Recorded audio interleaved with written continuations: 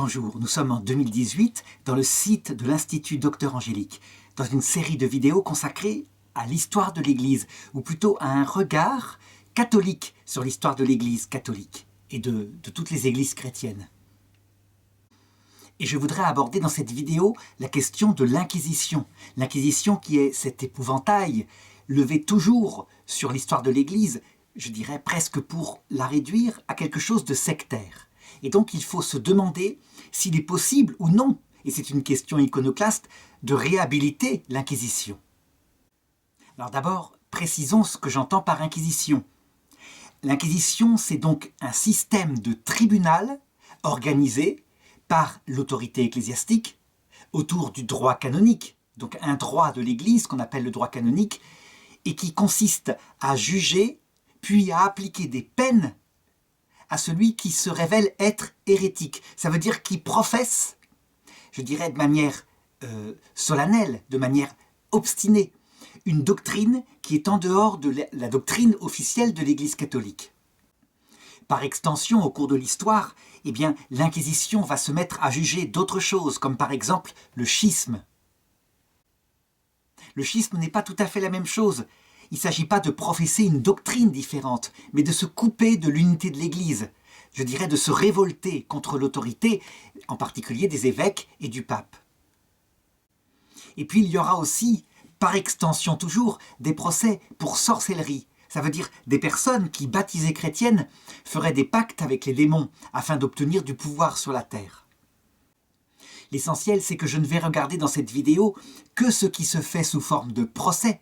Et donc, je vais évacuer évidemment les rixes populaires qui vont mettre à mort ici et là des personnes. Et il faudra aussi tout à fait distinguer ça des procès royaux, des procès du pouvoir politique, des parlements par exemple, qui auront lieu tout au long de cette histoire-là que je vais raconter dans l'Europe occidentale et je dirais la plupart du temps, en dehors de l'autorité de l'Église. Qu'on se souvienne par exemple des sorcières qui furent brûlées à l'époque du bon roi Henri IV, par les parlements et par la justice du roi, et qui étaient, je dirais, brûlées en dehors de l'Église, parce que l'Église était considérée comme trop tolérante, trop respectueuse de procédures, mais aussi de peines spirituelles par rapport à ce phénomène-là, ce qui ne plaisait pas du tout au roi, qui lui était empreint, je dirais, de crainte des sorcières. Autre problème, quelle va être la méthode utilisée dans cette vidéo? Eh bien, je dirais qu'il y a deux méthodes parce que nous ne sommes pas simplement en histoire. La première méthode, c'est la méthode tout simplement historique. Les faits, il faut les raconter. Il faut estimer le nombre de victimes. Et il faut, dans cette méthode historique, éviter ce qu'on appelle un jugement anachronique. Ça veut dire juger à partir de nos valeurs actuelles, celles des droits de l'homme, par exemple.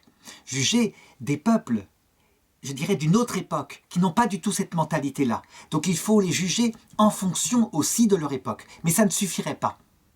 Il y a un deuxième jugement, quand on fait de l'histoire de l'Église, en Église catholique. C'est de juger le comportement en fonction de l'Évangile. Donc du maître qui a fondé cette Église, Jésus-Christ. Ce deuxième jugement est particulièrement essentiel en ce qui concerne l'Inquisition, puisque ceux qui ont pratiqué l'Inquisition sont des croyants, donc ils fonctionnent de ce point de vue-là. Ils lisent les évangiles et ils sont parfaitement conscients du message de Jésus, de ce qu'il soulève par rapport à leur ministère. Cette deuxième méthode n'est pas habituelle, mais je dirais, je vais la développer ici, c'est essentiel, il faut s'y habituer. Pour la première méthode, je dirais, elle est d'ordre scientifique, et ce sont les historiens qui le font. Et elle permet de sortir, je dirais, de la légende noire de l'Inquisition. Cette légende noire, il faut l'analyser. Elle est en fait issue de deux courants qui se sont servis de l'Inquisition de manière à combattre l'Église catholique. Le premier, c'est le courant protestant, globalement, à partir du XVIe siècle. Mais la légende noire de l'Inquisition, elle est particulièrement développée dans la Grande Guerre entre l'Espagne d'un côté et le Portugal, on pourrait dire aussi pays catholiques, qui ont réussi par leurs expéditions à partir de 1492 à conquérir, à se tailler une part gigantesque du monde nouveau qui a été découvert en Amérique. Et d'autre part, une puissance concurrente qui est protestante sous le roi Henri VIII, sous la reine Élisabeth Ière, et qui, je dirais, a aussi une flotte extrêmement développée, mais qui surtout est en danger, parce qu'une armada espagnole, portée par un roi très chrétien, très catholique, est en train de préparer une attaque de l'Angleterre. Si bien qu'il va y avoir une trace, je dirais, terrible de la propagande que ces deux pays s'opposent, et la propagande anglaise étant beaucoup plus efficace que la propagande espagnole. Ça veut dire qu'à cette époque-là, on peut dire que oui, la propagande politique de la reine Élisabeth Ière va s'emparer de faits qui parfois sont réels, qu'ont lieu en Espagne, à savoir une chape de plomb parfois sur les intelligences, sur la recherche théologique, etc. Des personnes qui sont mises en prison par l'Inquisition espagnole. Mais elle va se servir de cela pour grossir le phénomène, et le grossir dans un mécanisme qu'on pourrait tout à fait, je dirais, analyser en psychologie par une sorte de projection. Ça veut dire que ce qu'a fait son père, le roi Henri VIII, et qui manifestement est de l'ordre du massacre arbitraire de catholiques, ce qu'elle-même va pratiquer dans ses luttes fratricides, y compris avec sa demi-sœur catholique, Marie Stuart, qu'elle fera mettre à mort, eh bien, elle va le projeter sur l'Espagne. Ça veut dire que des procès qui se passent réellement en Angleterre, qui sont sans avocat, je dirais sans défenseur, pratiquement, et qui aboutissent à des condamnations à mort de par le chef de l'église anglicane, qui est le roi, eh bien, ces procès-là vont être imaginés de la même façon en Espagne, mais de la manière suivante. Comme disait Jésus, avant de regarder la paille qui est dans l'œil de ton prochain, commence par regarder la poutre qui est dans ton œil. Et c'est exactement ce qui va se passer. En effet, si on suit les travaux par exemple du père Deleuze, qui est professeur à l'université catholique de Namur, professeur devant les étudiants en médecine, eh bien, quand on comptabilise le nombre de morts de l'Inquisition tout au long de son histoire, donc globalement 6 siècles, eh bien, il y a eu, d'après ces chiffres, à peu près 150 000 procès. Et on peut reconstituer ce nombre de procès par ne serait-ce que les pays où les archives ont été parfaitement conservées, comme l'Espagne, le Portugal, etc. Et on estime, en regardant tous ces chiffres, en les confrontant dans les divers pays, le nombre de condamnations à mort à entre 1 et 2%, ce qui veut dire entre 1500 et 3000, maximum, grand maximum. Ça, ce sont les chiffres exagérés sur cette période de 600 ans. Par exemple, à Venise, où les archives de l'Inquisition sont particulièrement bien conservées, on a 3600 procès et la condamnation de 0,72% donc de ceux qui sont accusés, à savoir exactement 26 personnes sont condamnées à mort. À côté de ça, si on considère donc les chiffres, toujours pareil, je dis bien de procès organisés, je sors de ce chiffre-là, donc les émeutes populaires, mais aussi les victimes des guerres de religion. Eh bien, si on regarde dans le nombre de procès organisés dans les nations protestantes de cette époque-là, ou dans les parties des nations qui sont protestantes, les chiffres sont sans comparaison possible. Par exemple, prenons un pays comme le Liechtenstein qui a connu une crise donc contre la sorcellerie. Eh bien, c'est un petit pays protestant qui a 3000 habitants et on comptera 300 victimes. Ça veut dire 10% de la population. Le record est battu, je dirais, par un protestant de type absolutiste qui s'appelle Jean Calvin, dans la République de Genève, sur laquelle il va régner 23 ans, de exactement 1541 à 1564. Eh bien, dans cette période qui dure donc 23 ans, il fera condamner sur le bûcher, par les tribunaux de l'Inquisition protestante, 2300 personnes. Ça veut dire à lui tout seul, sur cette simple ville, eh bien, autant de morts, au chiffre maximum, que toute l'Église catholique durant toutes les périodes, sur tous les territoires. Évidemment, la légende noire ne dit pas ça. On imagine les choses en millions de personnes. Alors, tout de même, est-ce que au début de cette vidéo, cela permet d'innocenter l'Église catholique? Bien sûr que non. Parce que quand on est parmi ces morts, on subit, je dirais, la mécanique écrasante de ce droit qui s'applique à soi, et donc on ne pense pas du tout comme cela. Je dirais que ce que révèle, par contre, ce jugement protestant sur l'Église catholique, c'est ce que je pense, on peut ressentir devant des choses qui manifestement ne correspondent pas du tout à la façon dont Jésus aurait agi. Ça veut dire que même si, de fait, on a gonflé les morts en parlant de millions de morts, en réduisant l'Église à une sorte de secte totalitaire, du style Staline, du style de ce qu'on a vu au XXe siècle, même si on a évidemment exagéré, il n'empêche que le ressenti est là. Il faut bien se rendre compte. Subjectivement, c'est quelque chose qui est une marque sur l'Église catholique parce que si on compare au comportement de Jésus, on voit une nette différence. Et on le sait bien, en conséquence, sur le peuple de Dieu, eh bien, un crime commis par un prêtre fait plus d'impact que 1000 morts commis par un homme politique. C'est tout à fait compréhensible. Les prêtres, ce sont des hommes de Dieu, donc leurs mains ne doivent pas porter le sang. Et on le voit actuellement au XXIe siècle avec les histoires de pédophilie, qui ne sont pas plus nombreuses dans l'Église catholique qu'ailleurs, mais les crimes commis par ces prêtres, qui sont de la même proportion que dans tous les hommes de tout le monde. Ça veut dire à peu près, on a 2 à 3% de pédophiles dans la population masculine. Eh bien, ils attirent tous les regards parce que c'est d'autant plus scandaleux quand c'est un homme de Dieu. De même, quand les tribunaux de l'Église catholique se comportent mal, quand les évêques, par exemple, ont eu tendance, avant l'affaire Dutroux, donc en 1995, à déplacer le pédophile plutôt qu'à le juger, on est profondément scandalisé, plus que par les mêmes pratiques, qui ont été partout les mêmes, évidemment, dans l'éducation nationale, dans les centres d'éducation, etc. On ne peut pas trouver, avant l'affaire Dutroux et la prise de conscience de ce que c'est que ce crime de pédophilie, on ne peut pas trouver quelqu'un qui a eu un comportement différent de cela. Mais quand c'est pratiqué par les autorités religieuses, soit catholiques, soit bouddhistes, etc., c'est d'autant plus scandaleux. La légende noire de l'Inquisition a une deuxième source. La deuxième source, c'est, je dirais, la franc-maçonnerie libérale, donc humaniste et sans Dieu, du XIXe siècle. On peut dire que dans sa lutte contre l'Église catholique, en France, en Italie, dans les pays particulièrement catholiques, eh bien, elle s'est emparée de cette légende noire issue du protestantisme quelques siècles plus tôt, et elle l'a amplifiée, parce qu'elle en a donné l'enseignement dans les écoles. C'est devenu presque la pensée obligatoire. Si quelqu'un fait un sujet comme je fais là pour réhabiliter éventuellement l'Inquisition, eh bien, il sera considéré comme un négationniste à la rigueur. C'est de l'ordre de cela. En réalité, il faut, comme historien, regarder bien ce qui s'est passé à cette période-là.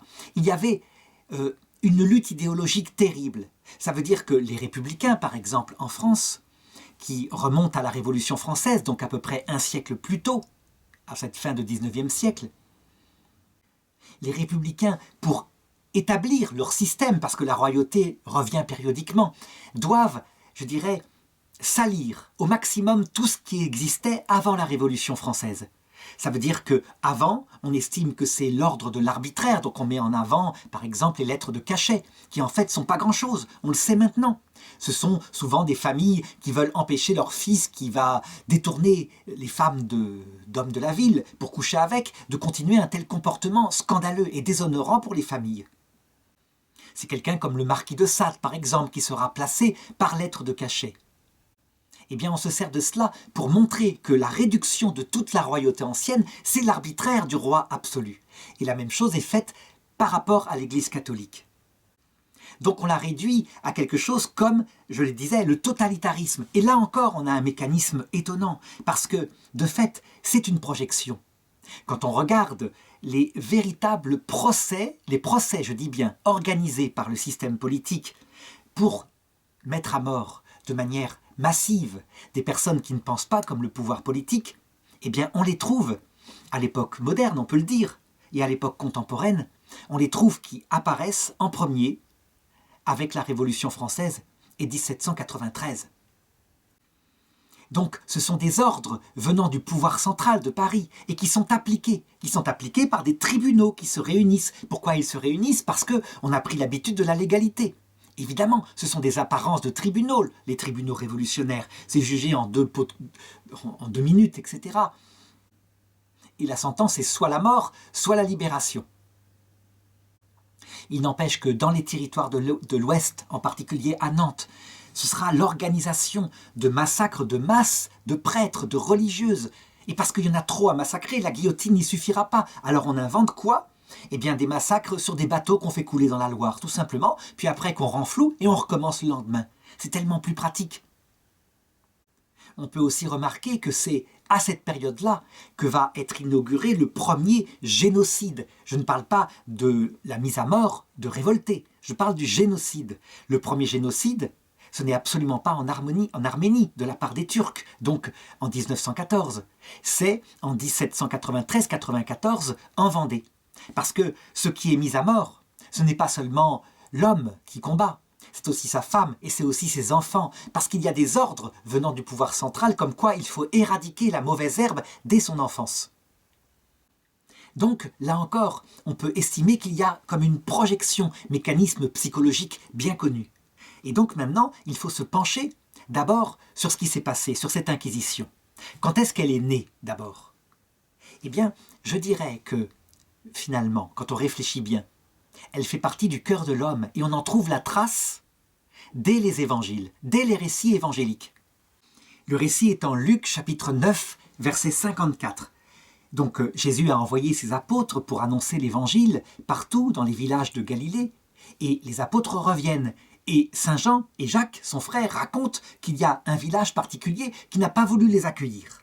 Alors, ce que voyant les disciples Jacques et Jean dirent à Jésus, « Seigneur, veux-tu que nous ordonnions au feu du ciel de descendre et de les consumer ?»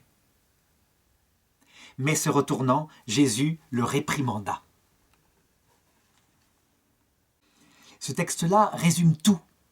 Dans notre cœur à nous, humains, notre cœur qui a envie de réussite terrestre de n'importe quel projet qu'on entreprend, eh bien il y a cette idée qui peut venir assez vite, surtout chez les jeunes, que quelquefois rien ne vaut la violence pour, je dirais, répandre ces idées. C'est ce que fait le jeune Saint Jean. C'est pour ça d'ailleurs que Jésus l'appellera Boanerges, le tonnerre, le fils du tonnerre, à cause de ce genre de propos-là qu'il avait dans sa jeunesse. Il faut remarquer que devenu vieux, le vieux Saint Jean sera le plus doux des hommes, qui appellera tous les chrétiens ses enfants et qui luttera uniquement par la parole de vérité contre les hérésies ou contre, je dirais, l'obstination à refuser Jésus, avec une très grande douceur. Il n'empêche que, dans sa jeunesse, il est comme cela. Quant à l'attitude de Jésus, elle est manifeste. Il faut la regarder quand on veut juger de cette histoire. Simplement, il le réprimande. Il le réprimande. Ça veut dire que ça ne correspond évidemment absolument pas à son message. Pas question de forcer sur la visite. Je dirais, ceux qui te refuseront dans un village, disait Jésus, eh bien, secoue la poussière de tes pieds. Ça veut dire, ne garde aucune rancœur, aucune poussière. Va-t'en dans le village suivant et puis continue ton œuvre d'annonce de l'Évangile. Au cours de l'histoire de l'Église, donc, eh bien, on peut voir la même chose. Ça ne commence pas dans les 3 premiers siècles où l'Église est persécutée par l'Empire romain, où il n'y a pas possibilité de parler, et donc on ne travaille pas trop la théologie, on se remet au Seigneur dans la piété. Mais à partir du IVe siècle, quand l'Empire romain devient catholique, on peut le dire, avec Théodose Ier, eh bien, forcément, les grands catholiques, ceux qui ont une pensée nourris de la pensée romaine et de la pensée grecque surtout, se mettent à réfléchir à la foi et donc à discerner là où est le vrai message chrétien. Il faut l'établir, il faut faire un credo pour les fidèles, qu'ils comprennent facilement. Et donc il y a forcément des hérétiques qui apparaissent. Ça veut dire des gens, le terme hérésie venant de choix, des gens qui choisissent un texte de l'Évangile en disant « Regardez par exemple, ce texte-là, Jésus montre bien qu'il est un homme. Il est un homme. » Il dit, quelle est la vie éternelle? C'est de connaître toi, le seul véritable Dieu, à savoir le Père. Donc il n'est qu'un homme. Et les autres disent, mais il ne faut pas garder seulement ces textes-là. Ils sont manifestes, ces textes-là. Il faut aussi garder les textes où il dit qu'il est Dieu. Et donc, il se traite d'hérétique. Vous avez fait un choix. Vous ne gardez qu'une partie des textes, vous établissez une théologie, vous êtes un hérétique, un choisisseur, si on peut dire. L'Église, à un moment donné, se prononce, donc quelquefois, sur les instances de l'empereur Constantin, par exemple, qui va pousser à la rue pour que se réunisse le concile de Nicée. Et la foi est définie par les évêques réunis avec le légat du pape de Rome, qui est là, qui n'est pas encore appelé pape, mais qui est quand même avec un rôle particulier, le successeur de Pierre. Qu'est-ce qui se passe à cette époque-là? Eh bien, il y a certains évêques, quelquefois, qui ont refusé de voter le décret, par exemple, des conciles de Nicée, et qui se bagarrent avec obstination pour répandre leurs pensées. Je pense à Arius, par exemple, qui dit que Jésus-Christ n'est qu'un homme. Qu'est-ce qui se passe contre ces hérétiques? Eh bien, la technique de l'époque consiste à les déposer de leurs sièges épiscopaux et, je dirais, éventuellement à les exiler. Ça veut dire qu'il y a un dépôt, c'est-à-dire comment dirais-je, une prise de position de la part des autres évêques, en Orient, ça se passe comme ça, et d'autre part, une collaboration par rapport à l'empereur. L'empereur, lui, il leur dit de partir en exil, de se taire et de ficher le camp, quoi, si on peut dire. Eh bien, on a là, je dirais, toute la problématique qui se met en place exactement comme dans le récit de Saint Jean que j'ai raconté tout à l'heure. Ça veut dire qu'en fait, dans ce sujet-là, l'Église ayant eu du succès, et comme elle est composée d'hommes, il y a, d'une part, la tentation de réussir sur terre ce projet catholique autour du Christ, donc de répandre l'évangile politiquement pour faire une civilisation chrétienne, une civilisation catholique. Et l'empereur y participe. D'ailleurs, pour lui, il y a aussi l'idée d'unifier son empire autour de cette pensée qui soit définie, qui soit stable, puisque l'ancienne pensée grecque, personne n'y croit, l'ancienne pensée païenne, personne n'y croit plus. Et puis, il y a d'autre part la pensée des évêques. C'est là-dessus davantage qu'ils se penchent, qu'ils disent il faut tout de même restreindre l'hérésie. Il faut la restreindre d'une manière ou d'une autre, parce qu'elle se répand dans le peuple, elle répand son poison, et on n'arrive pas à l'arrêter. Donc comment faire? Telle est la problématique. Les évêques, globalement, réagissent en disant on lutte par la parole, par la vérité. On établit la vérité par une série de conciles, par des dogmes, c'est-à-dire des vérités proclamées comme devant être crues, et la vérité s'imposera. Mais on le voit bien, ça ne suffit pas. Les hérétiques sont obstinés. Arius continue de prêcher, et ses disciples aussi. Ils finissent même par circonvenir un des empereurs de l'Empire romain d'Orient, qui va donc mettre en exil les évêques catholiques nicéens, ce qui est, je dirais, paradoxal, mais c'est comme ça puisque le pouvoir politique s'en mêle. Et au fur et à mesure de sa prise de parti, eh bien, il applique les mêmes méthodes. On sait que c'est saint Athanase qui, étant caché, c'est l'archevêque d'Alexandrie en Égypte, qui, tout seul, en affirmant la foi de Nicée, en répandant des textes depuis les exils où il le fait, qui rétablira la foi catholique en Orient. Et l'empereur Arien, donc l'empereur Arien disparaîtra, donc ce sera ensuite un empereur catholique qui viendra au pouvoir. Est-ce à dire qu'à cette époque-là, il n'y a pas de massacre au sens d'émeute populaire? Si, il y en a, bien sûr. Et j'ai dit, je ne parlerai pas de ça. Je parle donc de choses organisées par les autorités de l'Église. Des massacres, il y en a. Et on les reproche à l'Église, mais quelquefois à tort, véritablement. Par exemple, si une bande de moines fanatisés, c'est-à-dire vraiment qui veulent purifier les restes du paganisme en Égypte, se mettent à attaquer le temple de Philée, tuent les prêtres, les derniers prêtres égyptiens d'Isis, d'Osiris, etc., eh bien, cette chose-là est condamnable. Ce sera d'ailleurs condamné par l'archevêque du coin, véritablement, parce que ça va beaucoup trop loin. La vérité ne s'impose pas comme ça par la violence. Là, il faudra faire peut-être un jour une vidéo sur les pogroms de ce genre, menés par des fanatiques, on pourrait le dire. Est-ce à dire qu'il n'y a jamais eu d'évêque fanatique? Bien sûr que si, il y en a eu. C'est une histoire qui a plus de 2000 ans, et donc on voit tout dans l'Église. Mais attention, dans le regard sur l'Église catholique, de ne pas réduire à un homme qui s'est comporté de telle façon tout le reste. Globalement, le reste, c'est que ce sont des anciens, les évêques, donc ils ont de la sagesse, de la modération. Ils essayent de ne pas pratiquer la violence, mais tout de même de défendre la foi dans leur diocèse. Je voudrais maintenant passer à l'Église d'Occident. L'Église d'Occident, durant les 1000 premières années, je dirais, elle a d'autres chats à fouetter que d'instituer des tribunaux qui jugent comme ça des hérésies. Elle le fait quand même à travers la parole du pape qui définit la foi quand il a besoin de le faire. Mais l'Empire romain d'Occident s'étant écroulé sous le coup des tribus barbares, je dirais, le gros travail, c'est de faire survivre la culture et d'amener à la foi catholique souvent des peuples barbares germaniques qui sont ariens, donc qui croient que Jésus-Christ est un simple humain, ou alors qui sont carrément païens. Et l'évangélisation va se faire par la puissance de l'évangile.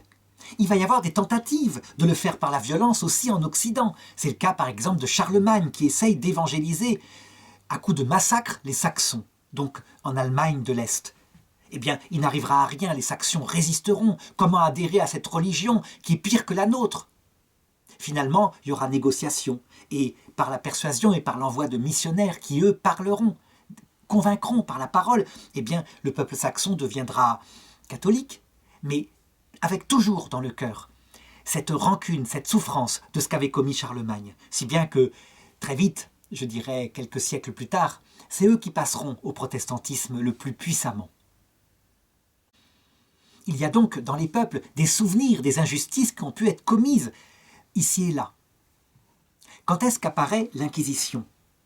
Eh bien, au sens littéral du terme, c'est pas d'abord l'Inquisition qui apparaît, mais une volonté de lutter contre les hérésies qui aussi en Occident apparaissent dans ce second Moyen-Âge, ce Moyen-Âge de lumière, de grandeur, à partir, disons, de l'an 1000, si on peut dire, c'est comme ça. C'est-à-dire que les tribus germaniques sont devenues catholiques, et là, dans cette chrétienté unifiée, on commence à réaliser concrètement une civilisation catholique unifiée, véritablement unifiée. Et ça se réalise par des œuvres grandioses, d'abord par des églises qui sortent du sol de plus en plus belles, avec au sommet la lumière des cathédrales gothiques. On crée donc une civilisation, exactement comme en Orient. Ça veut dire qu'on est fier non plus du Christ, mais de l'œuvre politique, visible, sociale, qui a été construite par le christianisme. Et donc, là comme ailleurs, eh bien, cette double dimension de l'homme, à savoir cette dimension spirituelle qui attend de Jésus-Christ la vie éternelle en fonction des vertus, mais la dimension politique, c'est-à-dire qui attend sur terre, qui espère une victoire de sa pensée qui domine celle du catholicisme, eh bien, ces deux dimensions vont se mêler dans l'homme aussi. On découvre vers le XIIe, XIIIe siècle une hérésie particulière qui se développe dans le sud de la France et qui vient des terres de l'Orient. C'est l'hérésie cathare. Donc les cathares sont des chrétiens, ils croient en l'évangile, mais ils ont intégré à leur foi des anciennes doctrines gnostiques qui étaient apparues au IVe siècle en Orient et qui pensaient qu'il fallait attribuer tout l'Ancien Testament, ainsi que la création du corps humain, à un dieu du mal, le démon, un dieu puissant, qui luttait contre le vrai Dieu, le Dieu du bien, qui avait prêché l'évangile, qui était mort sur la croix, qui lui considérait que le corps était quelque chose de négatif, que c'était l'âme spirituelle qui devait survivre dans l'autre monde. Donc, une séparation entre l'âme et le corps étant le tombeau de l'âme, où l'âme avait été condamnée suite au péché originel, et l'âme étant la chose qui survivrait dans l'éternité de l'autre côté. Cette théologie, de type donc manichéenne, on peut dire ça aussi, se répandait, si bien qu'il y avait des hommes spirituels qui la prêchaient, qui se disaient chrétiens, qui se disaient vrais chrétiens, vrais disciples du Christ, et qui brillaient par leur pauvreté. C'était des gens qui effectivement ne cherchaient pas à s'enrichir, mais qui étaient sincères. À une époque où le clergé, très souvent, en tout cas les hauts dignitaires, les prélats, se vautraient dans la richesse et dans la vanité. Ça veut dire se promenaient, par exemple, avec des capes très longues, en marchant très doucement, pour montrer l'immense pouvoir qu'ils avaient. Les évêques étant, je dirais, presque plus puissants que les rois. Et donc, face le peuple de Dieu, le peuple chrétien, face à ces clercs catholiques, souvent enrichis, corrompus, et aux pauvres du Seigneur qu'on voyait chez les cathares, eh bien, il était tenté d'aller vers où les choses le scandalisaient moins. Évidemment, devant le feu de l'hérésie, eh bien, les papes, et puis je dirais même des chrétiens fervents de l'époque, vont se diriger pour essayer de restreindre l'hérésie par l'arme habituelle de l'Église qui s'appelle l'argumentation, la disputatio théologique. Et en particulier, un certain Dominique Guzman, un Espagnol, qui a été conscient du problème, vient dans le sud de la France afin de prêcher. Ce sera le futur Saint Dominique. Il prêche, il parle, il fait des disputatio. Il est vrai que lui combat aussi par l'exemple. Il a fondé un ordre mendiant, donc il est dans la même tenue que les pauvres qu'on voit chez les cathares. Il est pauvre, il mendie sa nourriture avec des frères et il travaille énormément du côté des études. Pour lui, l'argumentation doit être préparée par des études solides. On voit donc l'hérésie cathare reculer un petit peu. Mais la prédication de Saint Dominique ne sera pas entièrement efficace. Si bien qu'à cette époque-là, il faut comprendre ce qui se passe, je dirais, dans la réflexion des chrétiens, avec cette double dimension, le vieil homme politique, le nouvel homme spirituel. Que faire pour la faire disparaître, cette hérésie qui met en danger l'unité du royaume, mais qui met en danger aussi la fécondité dans le royaume. Parce que si faire un enfant, c'est répandre le pouvoir du diable en répandant le corps sur la terre, alors il ne faut pas faire d'enfant. Le vœu, je dirais, de chasteté des parfaits, c'est-à-dire des grands prédicateurs cathares, n'a rien à voir avec le vœu de chasteté des moines, qui eux le font, non pas parce que le mariage serait mauvais, bien au contraire, mais parce qu'ils veulent se consacrer à Dieu entièrement dans leur célibat. Chez les cathares, tu es parfait parce que tu ne te reproduis pas, parce que tu ne répands pas le mal sur la terre en répandant le corps qui emprisonne des âmes du ciel dans cette terre qui ne sert à rien. Donc, devant le problème, eh bien, des papes comme Innocent III, un grand pape du Moyen-Âge, va penser à créer un tribunal. Mais pas un tribunal fait n'importe comment. Il pense les choses, je dirais, intelligemment. C'est un féru en droit romain. Le droit romain, il a disparu, mais les livres sont encore là. Et lui, il se dit, il faut donc des contre-pouvoirs. Il faut, je dirais, des droits de la défense. Mais il faut aussi pouvoir discerner où est l'hérésie. Donc, il établit sous la forme du droit romain, ce tribunal qui devra juger de là où il y a hérésie et appliquer des peines qui soient adaptées et modérées, mais pas toujours, puisque le droit romain, le droit de Justinien, un empereur catholique romain, prévoyait la peine de mort, déjà pour les hérétiques. Et donc, l'ouverture à la peine de mort est mise dans la fondation de l'Inquisition par Innocent III. Il la confie d'ailleurs à des grands théologiens de l'époque, comme les dominicains justement, et les franciscains. C'est à eux de l'appliquer, puisque les méthodes, je dirais, de simple disputatio de saint Dominique n'ont pas prouvé leur efficacité. Alors comment est-ce que sont organisés ces procès? Eh bien, Innocent III prévoit, je dirais, que la personne qui est accusée, il y ait autour d'elle une procédure par mode d'enquête. La procédure, quelque part, ressemble à celle qu'on voit actuellement appliquée en France ou en Belgique à travers les juges d'instruction. Et c'est de là que vient le mot inquisition. Inquisition, ce n'est rien d'autre que instruction, si on peut dire. Cette manière de procéder présente des avantages, parce que la personne, elle est souvent mise en prison et elle ne sait pas de quoi on l'accuse. Ce seront des modifications du droit qui, devant, je dirais, certaines imperfections de ce tribunal de l'Inquisition, changeront les choses. Par exemple, l'acte d'accusation doit être lu officiellement à celui qui est mis en prison actuellement dans un procès par un juge d'instruction. L'idée qu'on puisse être mis en prison, par exemple sur une suspicion due à une enquête préliminaire, si on peut dire, eh bien cette idée-là, elle ne sera pas gardée dans les pays protestants, parce qu'il y a possibilité d'abus. Et donc on préférera une procédure, je dirais, contradictoire dès le départ. Ça veut dire qu'il y a un procès, un premier procès qui se tient pour savoir si on met la personne en prison. Et déjà, un avocat de la défense qui a eu accès à tout le dossier va protester, si on peut dire, par rapport à cette volonté du juge de mettre en prison. À l'époque, ça n'existe pas comme cela. Si bien qu'on peut voir parfois des personnes suspectées, un peu comme ça continue de se passer actuellement, je dirais en France, qui sont en prison préventive pendant des mois en attendant que l'enquête avance. Quels sont les moyens de l'enquête? Eh bien, l'inquisiteur peut faire des commissions rogatoires. Il interroge les gens autour, dans l'entourage de la personne qui est suspectée d'hérésie, pour savoir ce qu'elle a dit, ce qu'elle a prêché, quelles étaient ses paroles.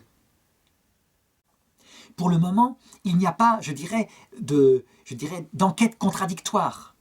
On fait plutôt une enquête à charge. Et ça aussi, ce sera un problème qui sera rectifié dans le droit moderne, à savoir que le juge d'instruction doit procéder à une enquête à charge et à décharge. Il est évident qu'il y a des inquisiteurs qui agissent avec cette droiture, avec ce bon sens, et qui donc, quand ils voient qu'il n'y a rien à reprocher, que c'est juste une histoire de malentendu ou quelque chose comme ça, eh bien, très vite, font l'enquête à décharge et la personne est libérée. Mais attention, parce que tout n'a pas été pensé comme il faut, parce qu'on n'a pas encore l'expérience qu'avaient les Romains peut-être, et qui doit être fécondée par le christianisme, eh bien, les premiers tribunaux d'inquisition ont donc des imperfections. Le droit doit s'améliorer. Ce n'est d'ailleurs pas quelque chose de nouveau Qu'on se souvienne par exemple des lois de Moïse qui disent que 2 témoins suffisent. 2 témoins suffisent pour porter accusation contre une femme qu'elle a commis l'adultère. Et il faudra presque 1000 ans pour que quelqu'un comme le prophète Daniel montre que cette loi peut être détournée quand les juges sont iniques ou quand les témoins se sont entendus. C'est l'histoire du salut de Suzanne, donc qui va modifier profondément la loi de Moïse, qui évidemment est imparfaite. Il faut savoir en outre que l'Inquisition telle qu'elle est instaurée par Innocent III et par son prédécesseur, eh bien, permet un appel. Ça veut dire que si on est condamné en première instance, on peut faire appel. Et on peut faire appel en cour de Rome. Ça, c'est explicite. Ça veut dire que, en fait, les procès d'inquisition peuvent durer longtemps, sont susceptibles d'appel. Éventuellement, quand il y a une faute sur la procédure, il y a même une cour de cassation qui est prévue, quelque chose qui ressemble à une cour de cassation, ce qui tout de même est quelque chose d'extrêmement moderne, qui protège le droit de l'accusé. L'inconvénient, évidemment, c'est que l'accusé ne pourra se défendre et éventuellement prendre un avocat que après l'inquisition terminée. Donc, je dirais, dans sa mise à accusation, lorsqu'il va avoir accès au dossier, etc. Ça donne à l'inquisiteur, comme au juge d'instruction actuel, un pouvoir quasiment divin. Ça veut dire un pouvoir trop fort. Et on sait ce que les hommes peuvent en faire. Quand ça tombe sur un homme droit, c'est excellent, et quand ça tombe sur un homme pervers qui se réjouit de faire souffrir les autres, on sait ce que ça peut donner aussi. Alors là, je décris évidemment de manière globale les choses, mais il faut savoir qu'il y a eu plusieurs phases de l'Inquisition. L'Inquisition médiévale, eh bien, elle est beaucoup plus tôt que l'Inquisition qui apparaîtra en Espagne lors de la Reconquista, de la fin de la Reconquista vers le XVe siècle. Pourtant, on peut dire que c'est calqué sur le même modèle. Sauf qu'il faut considérer quelle est la place exacte des rois, du pouvoir politique.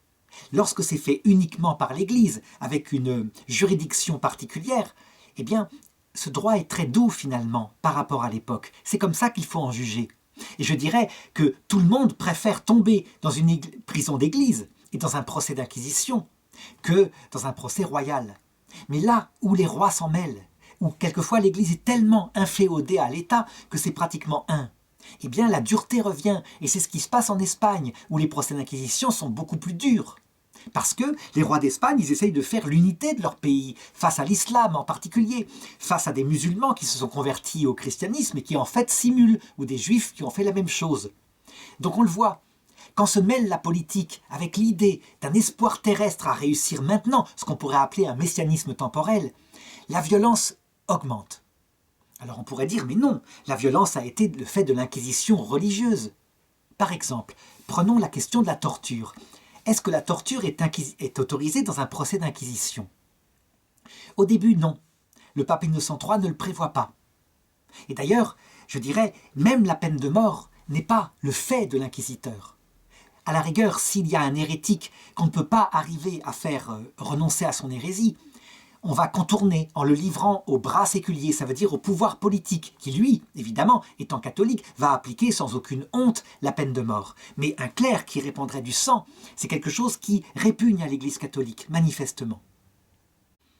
Le problème, c'est que face à cette relative mansuétude de l'Église, lorsqu'on est confronté à quelqu'un d'extrêmement fort dans sa tête, un vrai hérétique dans le sens de quelqu'un qui a une conscience d'avoir raison et qui insiste et qui ne cédera devant rien, eh bien on se dit, comment faire pour l'amener à résipiscence?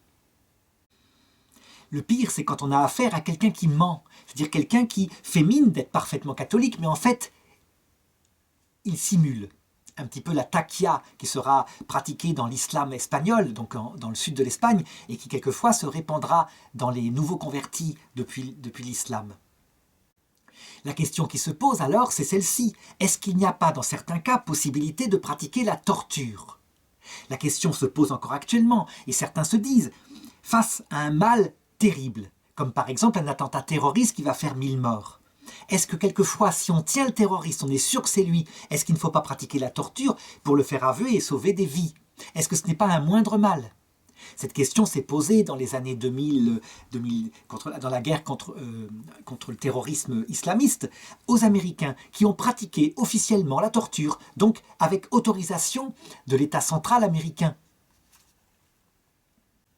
Évidemment, c'était une torture, je dirais, amoindrie. Pas question d'handicaper la personne, mais une vraie torture. C'est-à-dire une torture comme par exemple un linge sur la figure, on verse de l'eau dessus et on a l'impression de se noyer. C'est atroce. Et donc, on finit par avouer tout ce qui est possible. Pas besoin de faire que la personne soit après handicapée.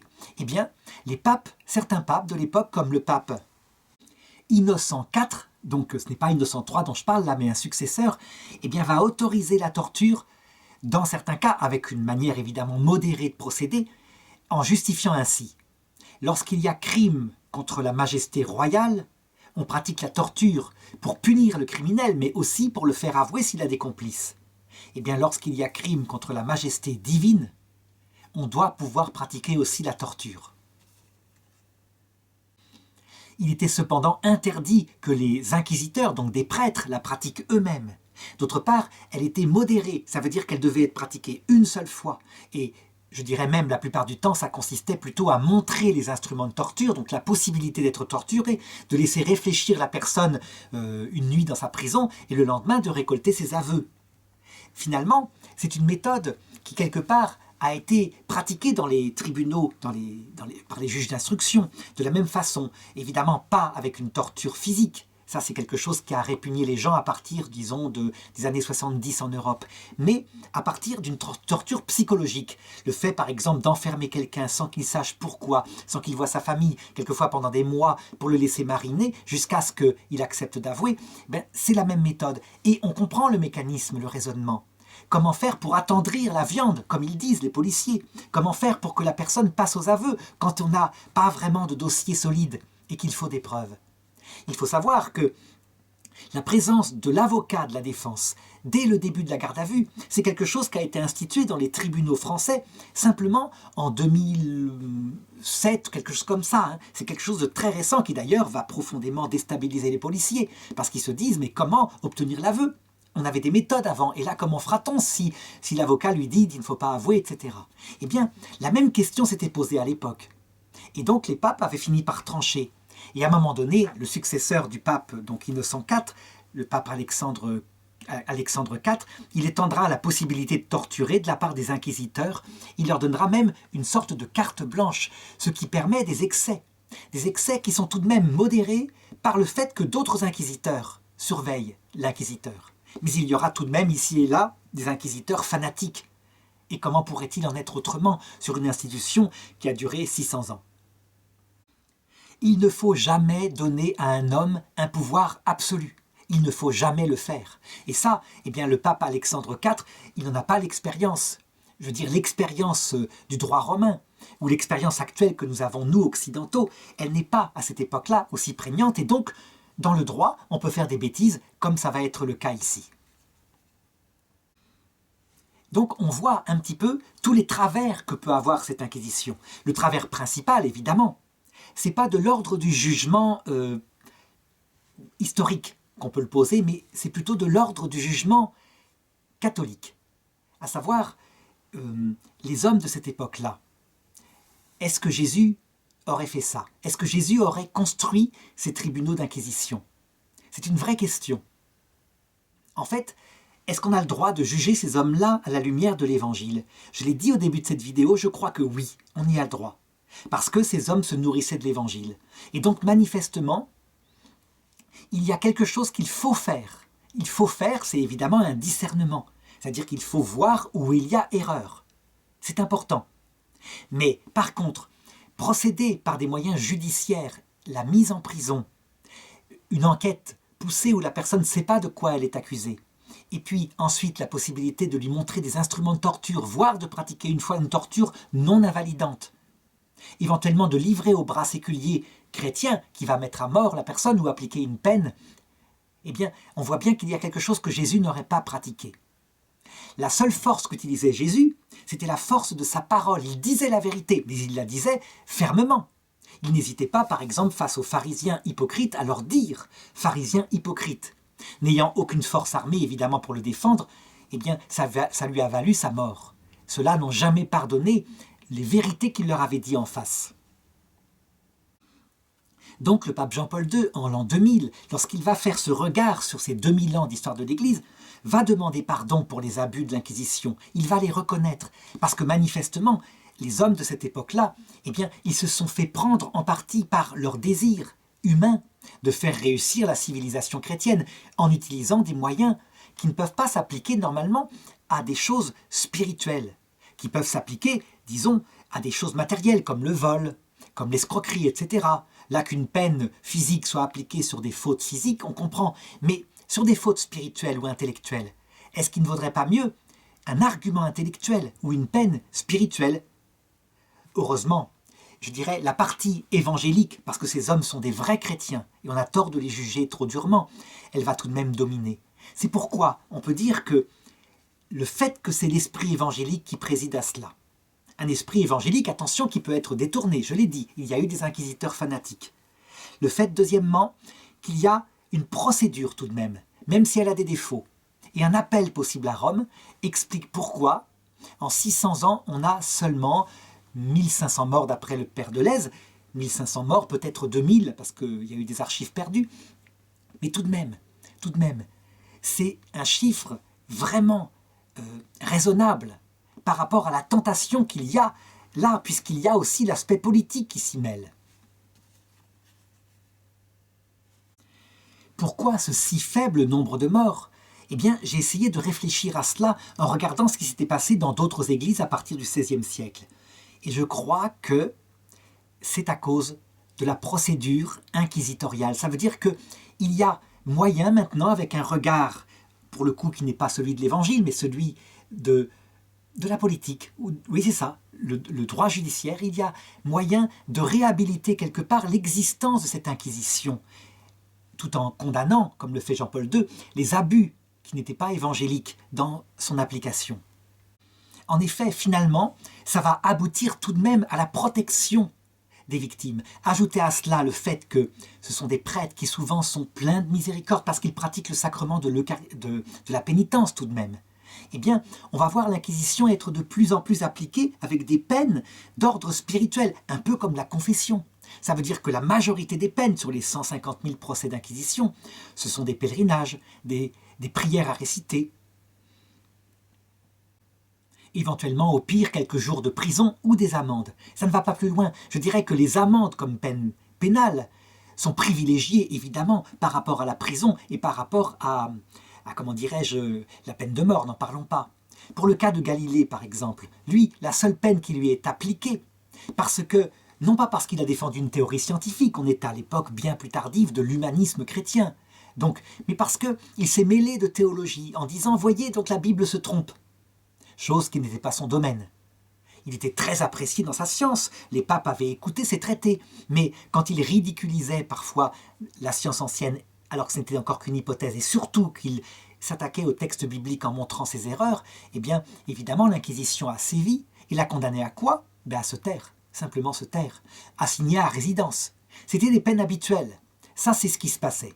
Il n'empêche que si le scandale de Galilée marque encore notre époque, c'est parce qu'on se dit, c'est l'exemple même du sectarisme de l'Église catholique. Sectarisme de l'Église catholique? Non, je ne crois pas qu'il faut juger comme cela. Il faut juger que tous les nababs, tous les grands savants, de toutes les périodes, avant et après, fussent-ils catholiques ou non, agissent comme ça. Qu'on se souvienne par exemple de ce médecin qui s'appelait Ignaz Semmelweis, un médecin qui comprend par empirisme qu'en se lavant les mains, donc ça se passe en 1864, on a bien moins de morts. Quand on accouche des femmes et qu'on s'est lavé les mains, on a bien moins de septicémie, d'infection du sang. Il le proclame, il en fait une thèse, il est écrasé par les nababs de manière inouïe, au point que ça va le pousser au suicide.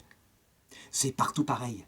Ça veut dire qu'en fait, les nababs pensaient que c'était au contraire très important de montrer qu'on était un médecin en ayant une blouse pleine de sang parce qu'on venait de faire une autopsie, et d'après d'aller s'occuper d'une patiente qui n'arrivait pas à accoucher, etc. Que ça montrait sa capacité à agir comme médecin.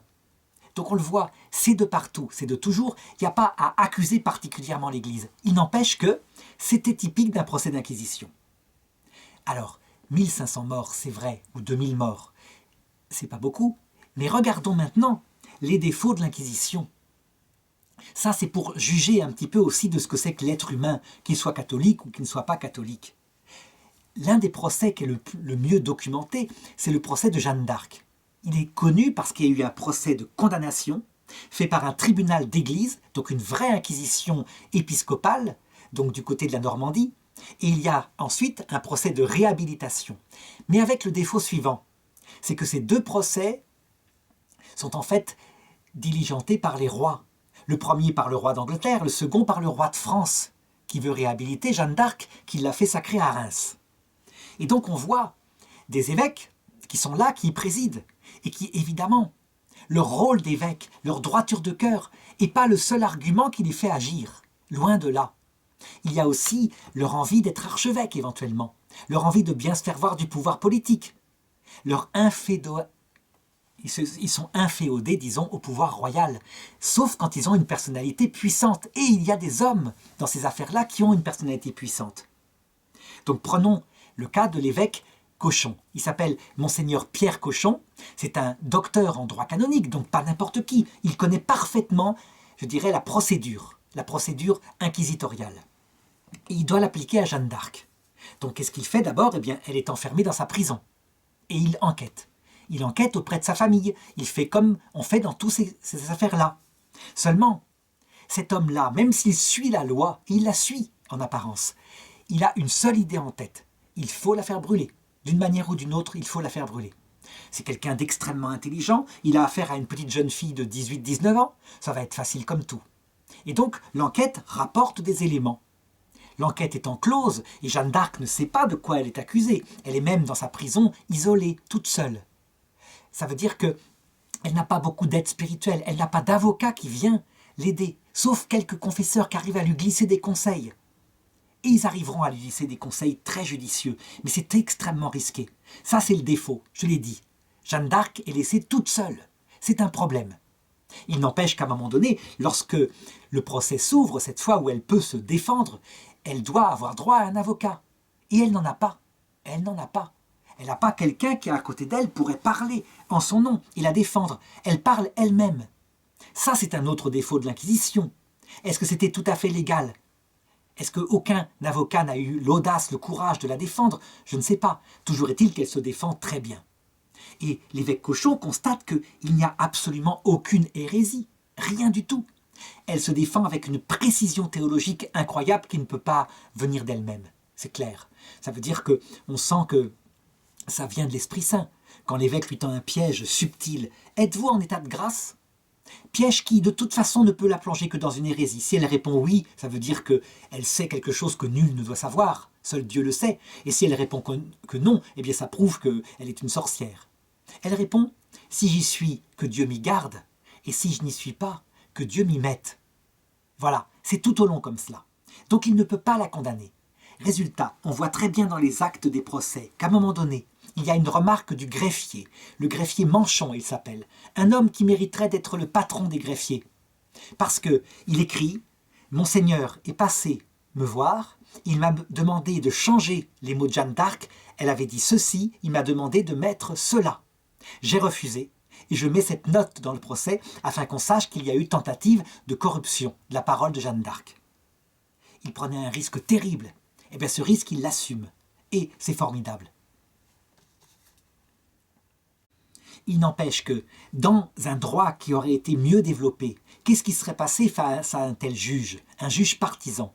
Eh bien l'avocat de la défense l'aurait récusé, tout simplement. Chose qui à l'époque n'existe pas. Donc on le voit, l'Inquisition, avec ce droit romain, n'est pas parfaite. On a perfectionné les choses. Et actuellement, un juge partisan comme ça, même pour une suspicion, parce qu'il a pris un repas, par exemple, avec l'avocat de la défense, il est récusé, il ne peut plus juger ce procès, un autre juge est nommé. Oui, mais on a, je dirais, beaucoup plus d'expérience, on a 7 siècles d'expérience en plus, il faut le voir. Donc il faut juger tel que c'était à l'époque. Pour Jeanne d'Arc, évidemment, ce n'est pas 7 siècles, elle est jugée en 1421, donc c'est un peu moins, mais l'Inquisition a été fondée bien avant elle. Donc, à un moment donné, un avocat, sans doute, arrive à s'approcher de Jeanne d'Arc et lui suggère la chose suivante. Il veut votre mort. Appelez-en au pape. Vous pouvez, le droit le permet, appelez-en au pape. Et Jeanne d'Arc fait appel au pape. Elle appelle de de ce tribunal en disant à l'évêque Cochon « Vous êtes pour moi un ennemi mortel, donc je vous récuse ». Quand il lui montre les instruments de torture, il ne va pas la torturer, mais il fait l'impact psychologique. Elle lui répond « Si vous me torturez, il vous en cuira », sous-entendu au purgatoire, ou peut-être pire. Évidemment, du point de vue du droit, Jeanne a utilisé l'argument massu, à savoir l'appel à une autorité supérieure. Et ça, elle y a le droit, c'est prévu par le droit, vraiment.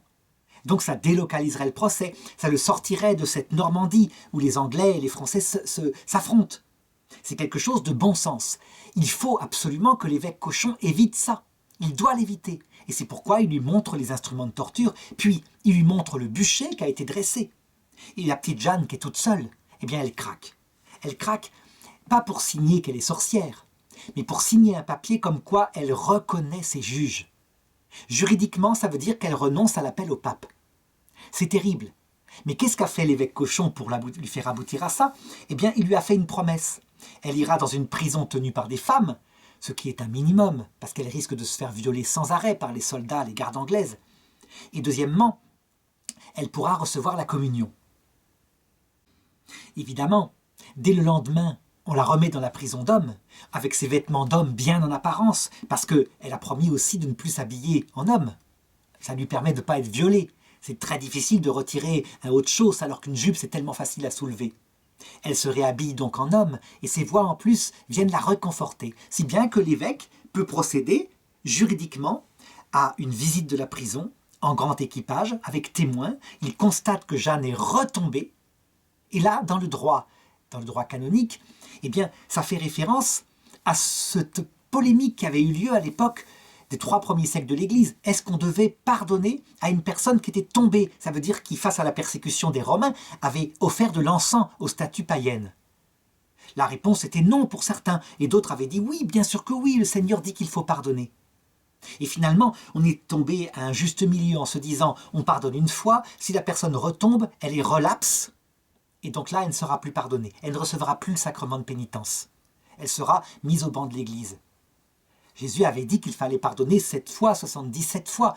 Mais disons que, en souvenir de cette période où on prend une mesure pastorale, si on peut dire, où il y a pardon une fois mais pas deux, eh bien, les tribunaux d'inquisition, fondés par Innocent III, décident que là, puisqu'elle est retombée dans ses hérésies, dans le travestissement, qui en fait n'a rien à voir avec une perversion sexuelle dans son cas, rien du tout, mais peu importe, elle est retombée, donc elle peut être livrée aux bras séculiers.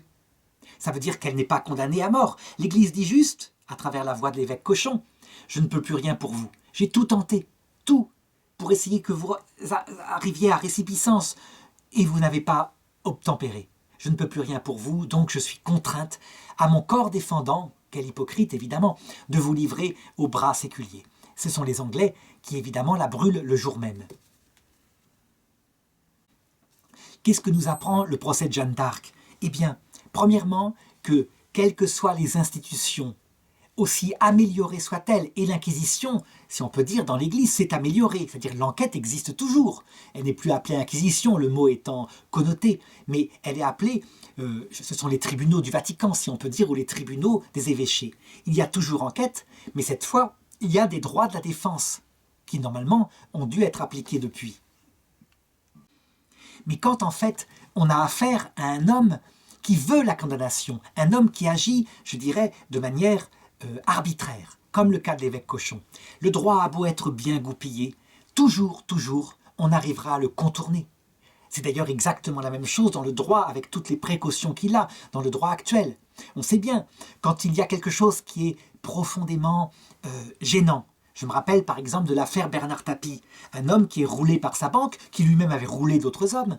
Mais peu importe, il a été manifestement roulé par sa banque, qui achète son entreprise, enfin qui promet de vendre son entreprise, qui la vend très cher à un prête-nom, en disant que en fait elle l'a vendu, mettons 3 millions, et ce prête-nom donne l'argent à Tapie. Tapie est très content. Seulement ce prête-nom en question, il le revend à la banque un peu plus tard, ou plutôt il le revend au nom de la banque un peu plus tard à un autre personnage qui l'achète 6 millions. et la banque se met ainsi 3 millions de bénéfices, ce qui veut dire que l'affaire était rondement menée. Eh bien, la banque, condamnée par tous les tribunaux pendant des années, à la fin, fera condamner Tapi et lui l'obligera à rembourser les millions d'euros qu'il a eus en réparation, ce qui montre bien que quand on place un juge qui va trouver un problème particulier, là on en trouve un, quelque chose, on peut juger tout à fait autrement. En fait, les institutions, elles protègent, mais elles ne suffisent pas. L'homme, c'est lui tout de même qui juge. Ça reste donc la même chose. Et je dirais l'État français actuellement, eh bien, il essaye aussi parfois de délocaliser des procès, par exemple des procès d'assises, parce que sur place il y a trop de passion. De même que l'Église avait prévu de délocaliser un procès comme Jeanne d'Arc auprès du Vatican, parce qu'il y avait trop de passion. Ça n'a pas été fait, parce que le juge était pervers. Par contre, quelques années plus tard, lorsque la France est reconquise par Charles VII, eh bien, le procès en réhabilitation arrive et c'est un nouveau procès d'inquisition avec de nouveau une enquête auprès des témoins survivants. On regarde les vices de forme, on regarde le caractère, je dirais, non honnête du juge Cochon et le premier procès en condamnation est cassé. Il n'empêche que Jeanne d'Arc, elle a été mise à mort. En tout cas, on le voit, aussi imparfaite soit la justice humaine, eh bien, il fallait des structures judiciaires. Les protestants, lorsqu'ils arrivent au pouvoir à partir du XVIe siècle, disent « mais ça n'a rien à voir avec l'Évangile, cette chose-là. Il n'y a pas de structure judiciaire due au droit romain dans l'Évangile. » Donc ils font sauter tout ça. Le problème, c'est qu'ils vont être confrontés, parce que ce sont d'anciens catholiques, ils sont des gens de l'Église, avec la mentalité de l'époque, ils vont être confrontés au même problème, à savoir, eh bien, des hérétiques qui se développent chez eux. D'autant plus que, en donnant une liberté totale d'interpréter l'écriture à partir d'elle seule, et forcément, tout homme qui estime avoir une interprétation valable invente un nouveau protestantisme. Qu'est-ce qui se passe alors chez eux?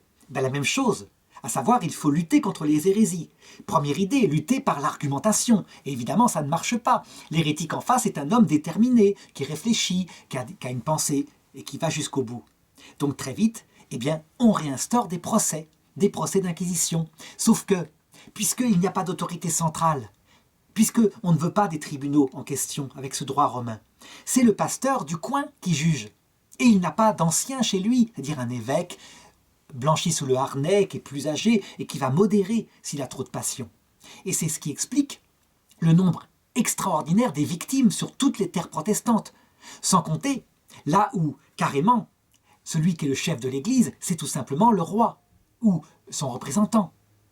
On le sait, les rois, eux, ils n'ont pas cette formation théologique des prêtres qui leur fait mesurer les choses avec patience. Les rois, souvent, ils sont dans la superstition. Je disais tout à l'heure que Henri IV, sous sa royauté, lui qui était un si bon roi, eh bien, beaucoup de sorcières ont été brûlées. Certains ont dit c'est parce que Henri IV était un protestant, qui s'était converti au catholicisme, et donc il croyait très fort à la sorcellerie. On pourrait dire ça, mais il n'y a pas que ça. Il y a aussi le fait qu'il se méfiait de la mansuétude, de la miséricorde du clergé catholique, des inquisiteurs officiels. Parce que eux, les sorcières, ils les condamnaient éventuellement à dire un chapelet. Ce qui n'allait pas. C'était beaucoup trop grave. Il fallait les mettre à mort, il en avait peur. Il était superstitieux, je l'ai dit. Souvent, on attribue à l'Église des mises à mort comme ça injustifiées. Je pense à Voltaire qui parle d'une affaire d'un protestant qui fut accusé du meurtre de son père et qui fut pendu avec un procès de ce genre, ou un autre qui ne s'était pas découvert devant le Saint-Sacrement et qui fut exécuté. Eh bien, en réalité, ce sont des procès des tribunaux civils. Celui qui a le plus défendu ce jeune qui ne s'était pas découvert devant l'Eucharistie parce qu'il était en bringue, c'était encore un jeune étudiant, etc., c'est l'évêque du lieu. Il a protesté, il n'a jamais voulu qu'on applique une peine aussi sévère. Si ça avait été lui, il lui aurait appliqué quoi? Je ne sais pas, un pèlerinage dans le coin, sur un lieu où il y avait une apparition, n'importe quoi, mais certainement pas la peine de mort. Donc il ne faut pas confondre. Évidemment, le peuple européen à cette époque-là, il a cette tendance à être, je dirais, intolérant. Voilà, c'est le terme, on pourrait le dire. Ça va être comme ça que ça va être jugé par ceux qui vont rejeter à cause de ces guerres de religion le christianisme dans son ensemble. L'intolérance, eh bien, elle fait simplement partie du cœur de l'homme quand il fait partie d'une civilisation. Il aime être avec son prochain qui lui ressemble. C'est une loi de la psychologie humaine, une loi du peuple qu'on ne peut pas changer. On peut la modérer, on peut la punir par des lois, mais il n'empêche que, majoritairement, chacun aime être avec son semblable.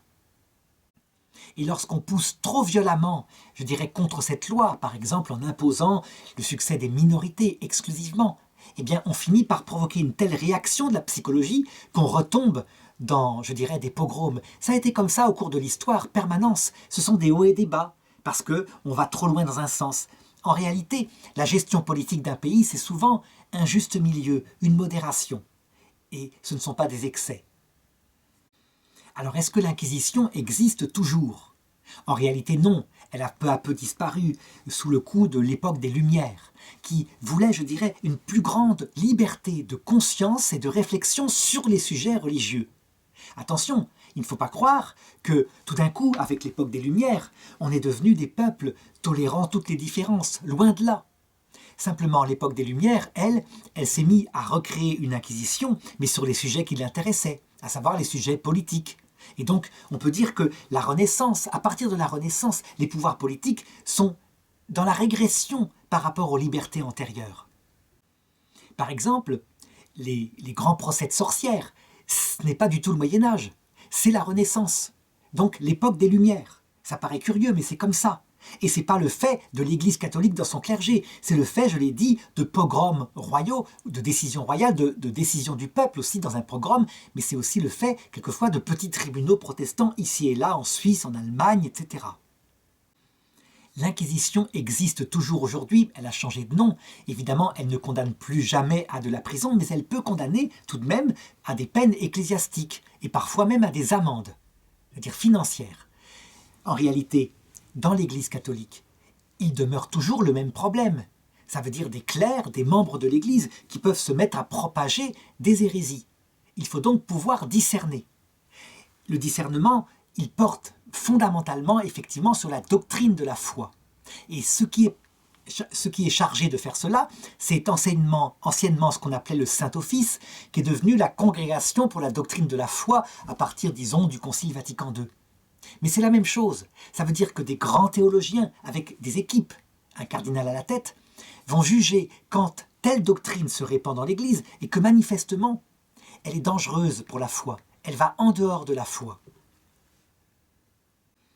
En première instance, l'enquête, elle peut être menée par l'évêque du lieu. L'évêque, dans son diocèse, il est chargé de cela. Il vérifie. Il a reçu la plénitude du sacerdoce, c'est lui qui va regarder. Et donc, il va faire une enquête sur ce qui a été enseigné. Et normalement, s'il fait bien les choses, il devrait laisser la personne se défendre, pouvoir exposer ses arguments. Ce n'est pas toujours le cas. En fait, les vieilles pratiques du Moyen-Âge, avec la possibilité d'avoir un avocat de la défense, ne sont pas toujours appliquées.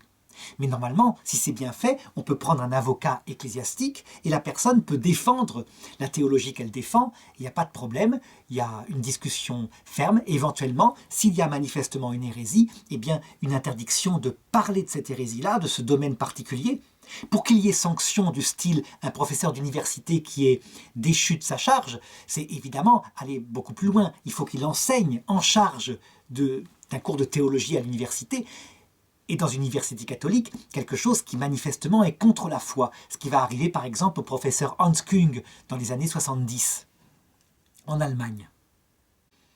Lorsqu'il y a condamnation de la part de l'évêque, et la condamnation parfois peut être arbitraire, ça veut dire que lui il n'est pas au courant de toutes ces lois, de ce droit canonique, il a parfois un conseiller canoniste, mais tout de même, il ne pratique pas les procédures, et quelquefois ça tombe arbitrairement. Eh bien, la personne condamnée, qui peut être un clerc, un prêtre, un évêque, peut être, un laïc, eh bien, peut faire appel au Vatican. C'est prévu.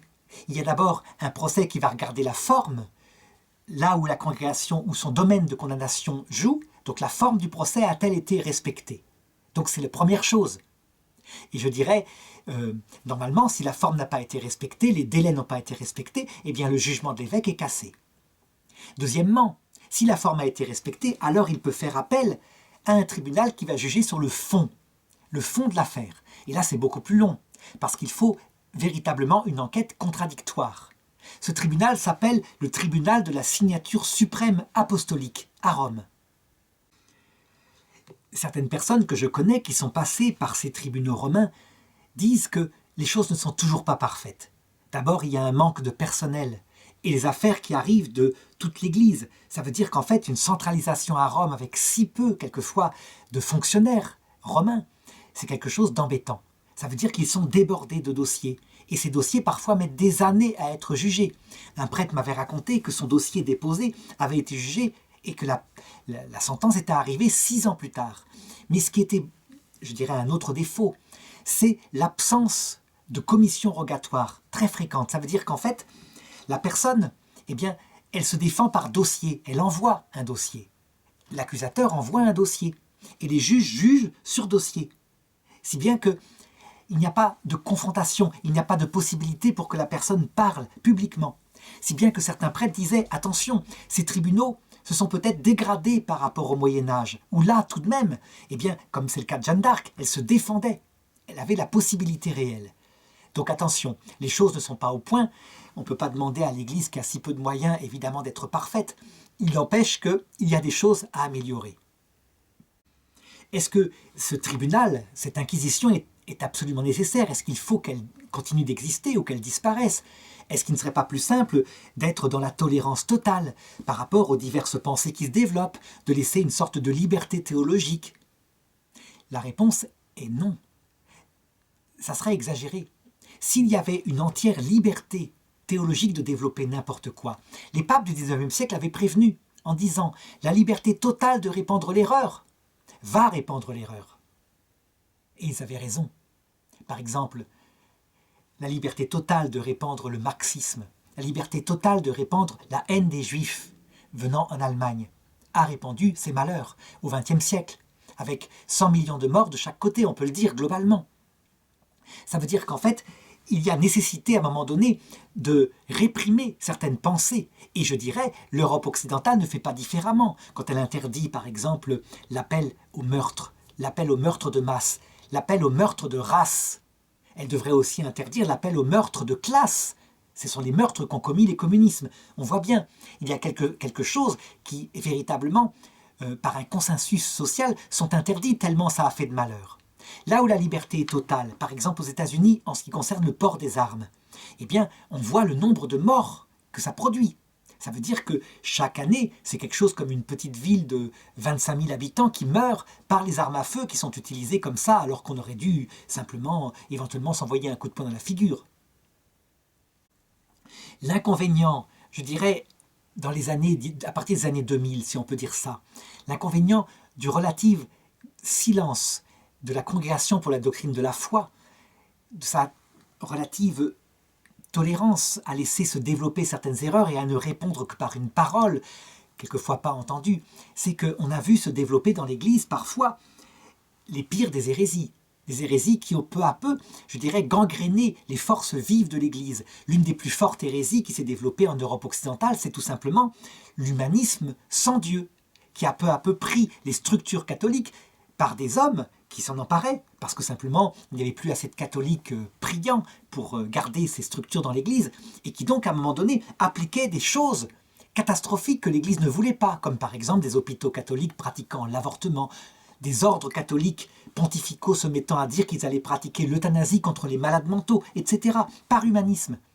Quand le pape veut réagir, le pape François, est-ce qu'il est encore temps ? Quelquefois, en laissant les choses se développer trop loin, en baissant la garde sur la discipline, eh bien, les fumées de Satan, si on peut dire, parce que c'est tout de même ça, peuvent se répandre, se développer, alors qu'elles avaient été jusqu'ici maintenues à un niveau tout de même stable. La conclusion, c'est qu'il faut une acquisition qui puisse, avec objectivité, dire « ceci n'est pas la foi catholique, ceci est contradictoire », qui ait aussi un pouvoir d'appliquer certaines peines, au moins dans les structures catholiques. Par exemple, de retirer la responsabilité d'enseignement à un professeur d'université qui enseigne des hérésies, de retirer la responsabilité d'un hôpital catholique à un directeur d'hôpital qui permet que chez lui les médecins euthanasient à tire-larigot. Des choses comme cela, c'est une évidence. Si ce n'est pas fait, eh bien, autant retirer ces instances catholiques qui ne sont plus catholiques de l'Église catholique. Ce sera plus simple. Autant y renoncer. Donc on le voit, la problématique est toujours la même. Et il faut juger de l'histoire, donc de l'Inquisition, avec ce regard, parce que nos ancêtres n'étaient pas différents de nous. Sauf que, quelquefois, il jugeait trop avec la politique, pas assez avec l'Évangile. C'est vrai.